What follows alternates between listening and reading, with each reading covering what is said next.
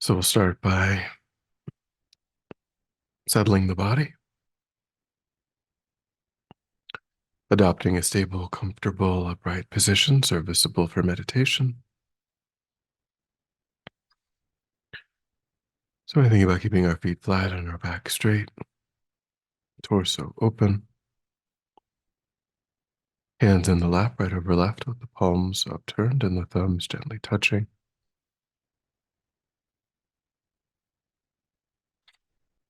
Our eyes are gently closed or slightly open, making sure that we let in enough light to remain alert.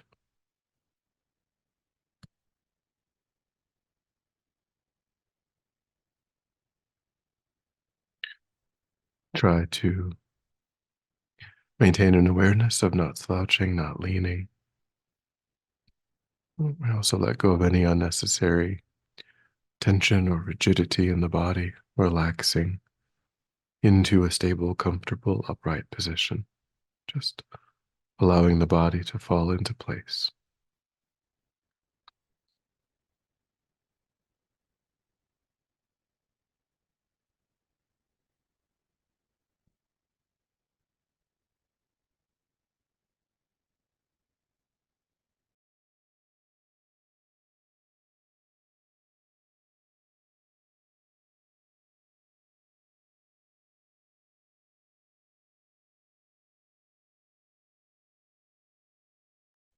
And begin to let go of attending to the environment,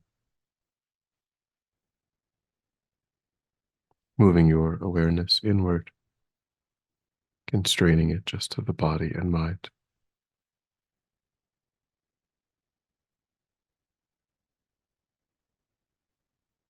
concentrating that awareness in the present by attending closely to the physical sensation of the air moving into and back out of the tip of the nostril.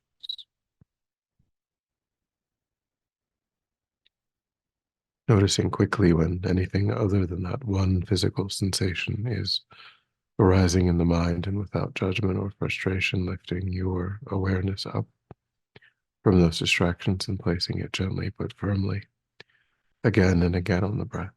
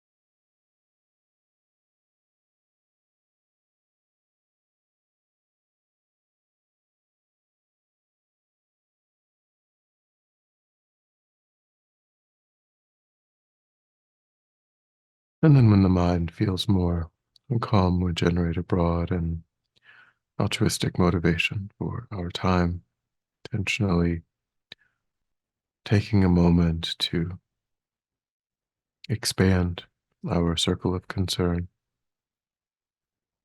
trying to embrace all sentient beings without exception in the field of our practice,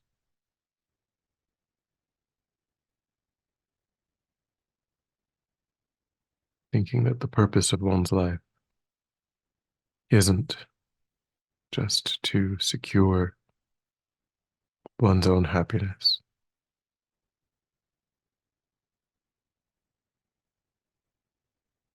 but to work for the benefit of countless sentient beings, all of whom, just like oneself, deeply wish to be happy, deeply wish to be free of even the slightest negativity, and just like oneself, meet with difficulties, obstacles, various sufferings again and again.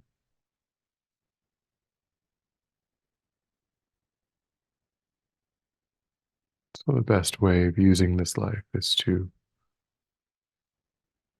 work for the benefit of all sentient beings.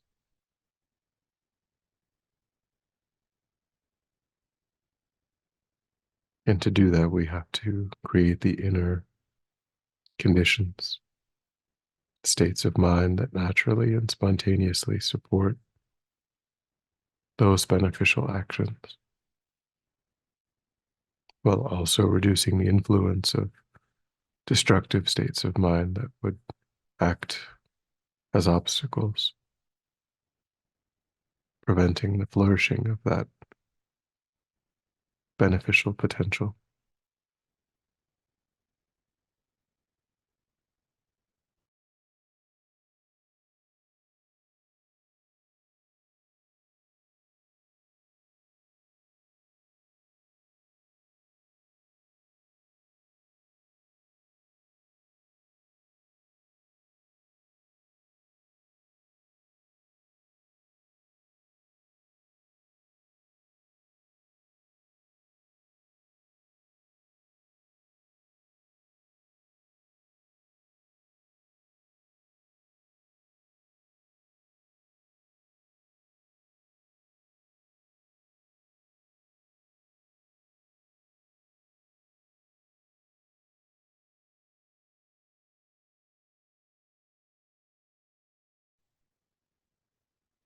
So with that motivation, we can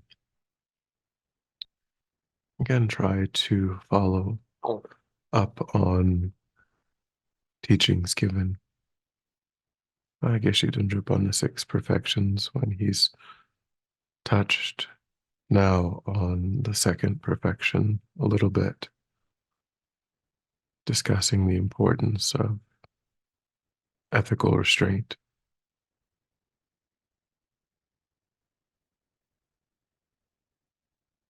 It's very clear in the Buddhist teachings that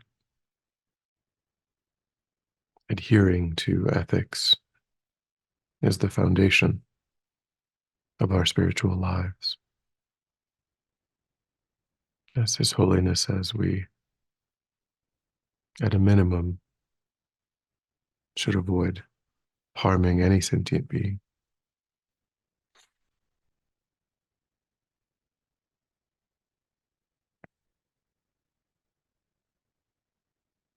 So we can start by looking back over the last number of years,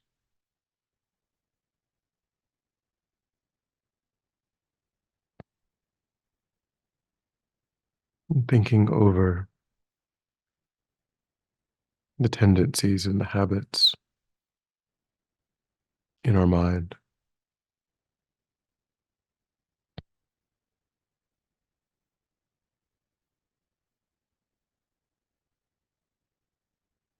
and try to get a sense of which of the 10 non-virtues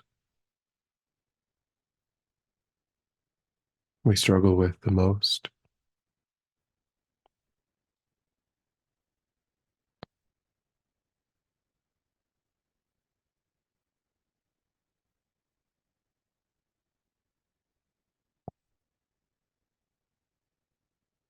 Are there times when we find it difficult to avoid killing? Are there certain kinds of bugs or other insects that we just disregard?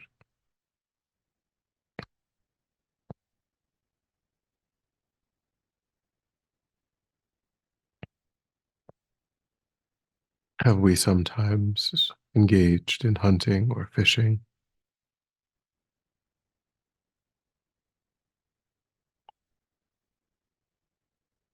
And is that impulse also based on a sense of disregard for the lives of some sentient beings?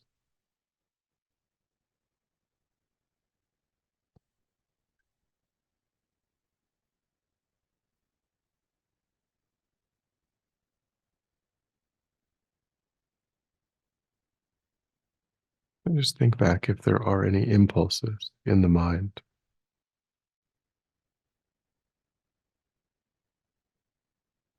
in relation to killing.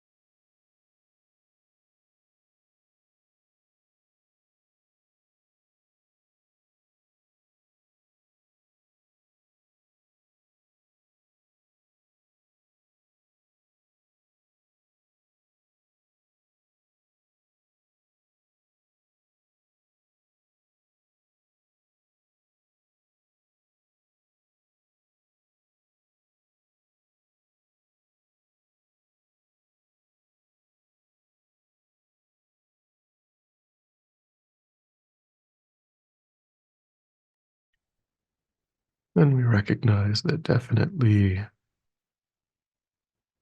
in this life we have engaged in the action of killing.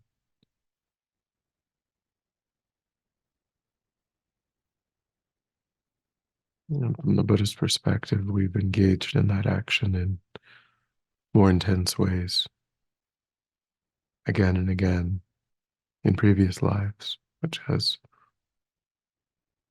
sown the seed for that impulse to still be in the mind. So I try to respond to that impulse with a deep understanding of the preciousness of all life and try to commit yourself to upholding life,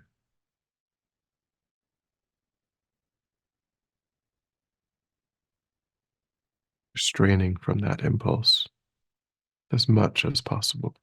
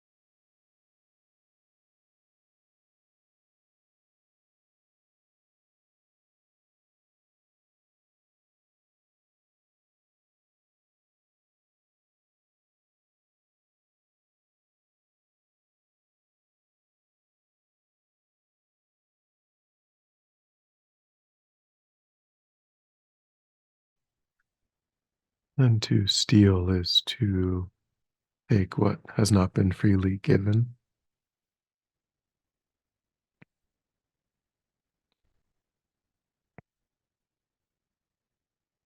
There may have been time in our lives when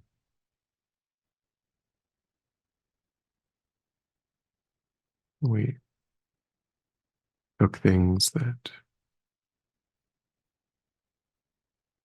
didn't seem like a big deal,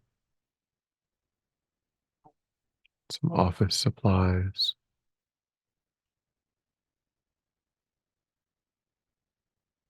or we saw things that seemed to be abandoned, didn't know who they belonged to,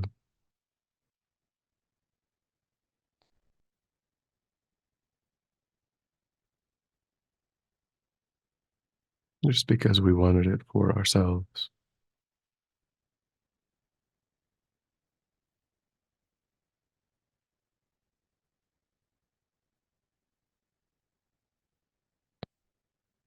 Or even as a young person, maybe the impulse to take something from a shelf in a store, not really thinking of the consequences.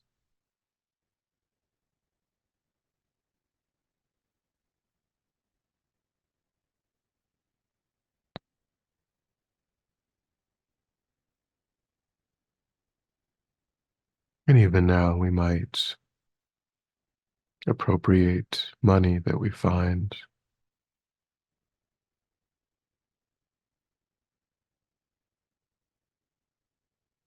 even though we know it doesn't belong to us,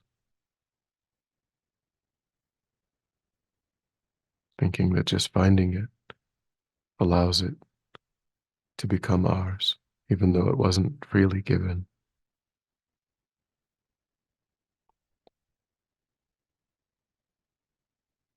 So think if any of these impulses or things that might arise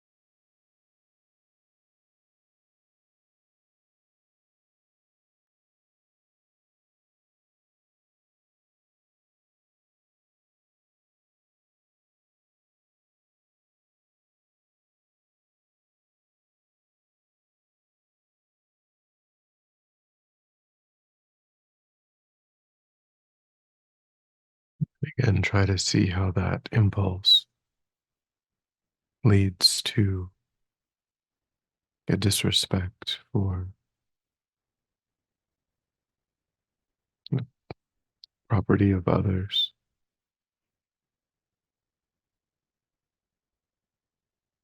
leads to a self centered attitude,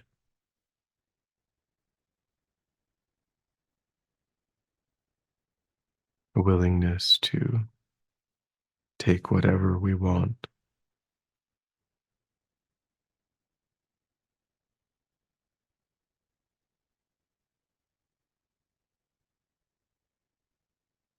And try to respond to that impulse again with understanding that to be negative and committing yourself to upholding the rights of others.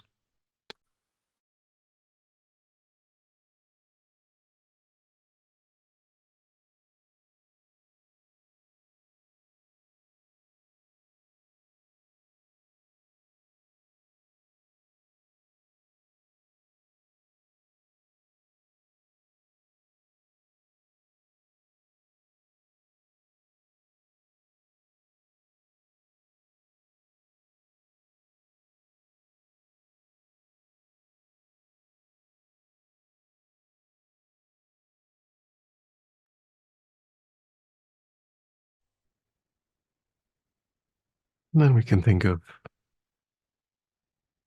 any impulses, any tendencies in the mind toward sexual misconduct. Or we might not always be completely faithful to others if we are in that kind of intimate relationship.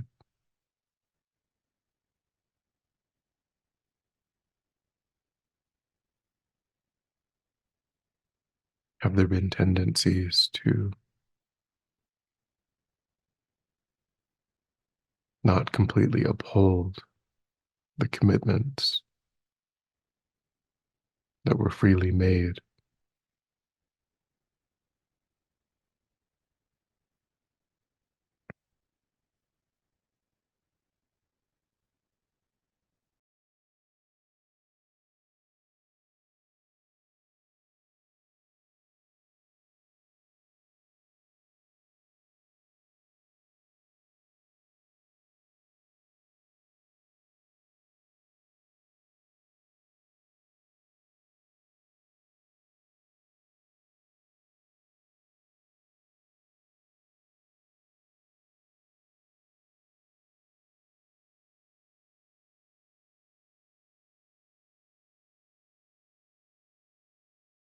Recognizing that this too is an extension of the self centered mind,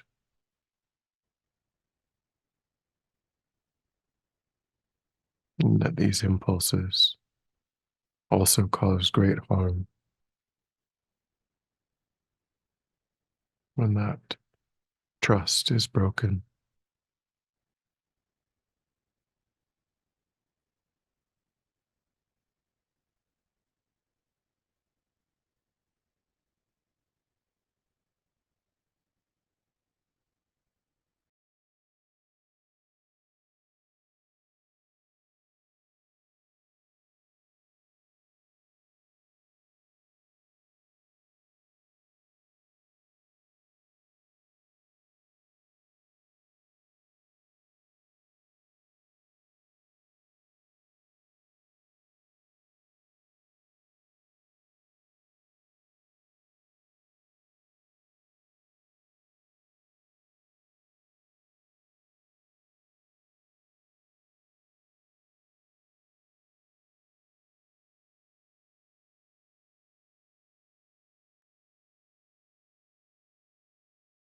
So, again, try to commit yourself to upholding the commitments that you make in the contexts of those relationships.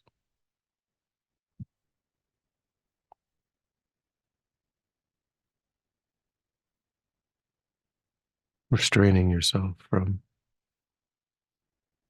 creating that kind of pain.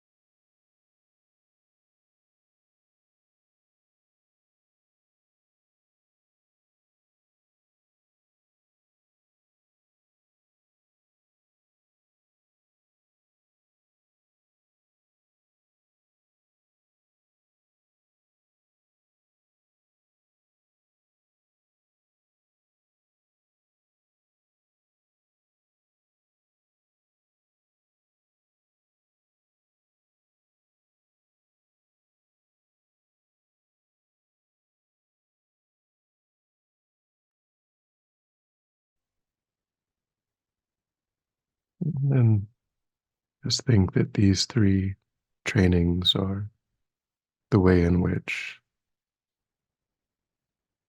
I can use my physical body to create harm.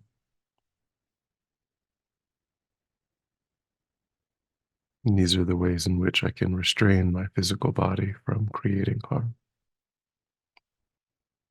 And try to be committed to that path of non harmfulness with the body.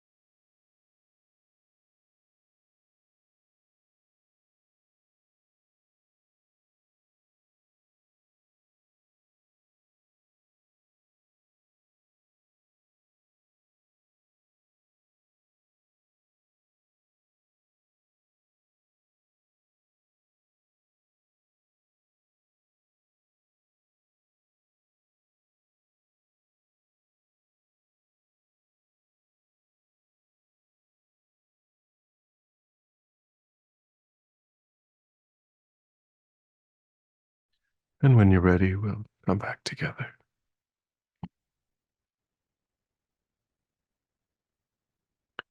And we'll dedicate. So recollect your altruistic motivation and think that by having engaged in this contemplation, you've actualized that motivation, which has generated positive energy in the mind. And think that you freely offer the fruit of your practice, that positive energy for the benefit of all sentient beings without exception.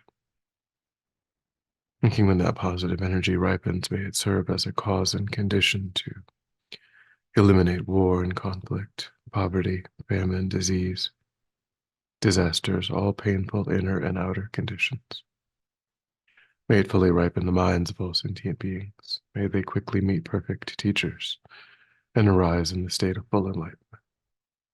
May I too achieve the state of enlightenment in order to work for the benefit of sentient beings perfectly. May any obstacles facing the Guru's long life be completely dissolved. May I and all sentient beings in this moment come under the joyful care and guidance of enlightened beings. May we be guided and protected until we swiftly achieve that state of enlightenment.